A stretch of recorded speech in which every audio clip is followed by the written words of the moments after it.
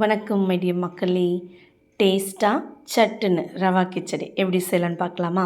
தேவையான பொருட்கள் 3 வெங்காயம், 1 கப் கேரட், 1 கப் பட்டாணி, 1 கப் பீன்ஸ், ஒரு சின்ன தக்காளி, இஞ்சி பூண்டு பேஸ்ட், கூடவே பச்சை மிளகாய் ஆட் பண்ணிக்கோங்க.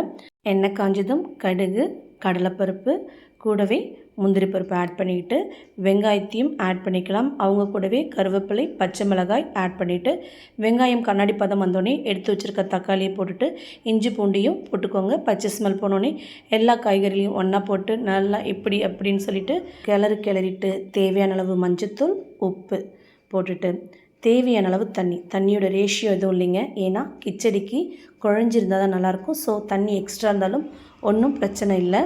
இந்த ஸ்டேஜில் திரும்ப தடவை உப்பு பார்த்துக்கோங்க. காரம் வேணும்னாலும் ஒரு பச்சை மிளகாய் ஆட் பண்ணிக்கலாம்.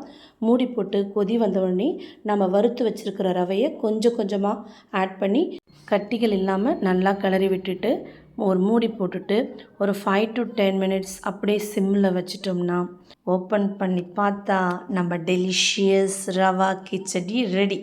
அவ்வளோதான். ட்ரை பண்ணுங்கள், என்ஜாய் பண்ணுங்கள். தேங்க்யூ.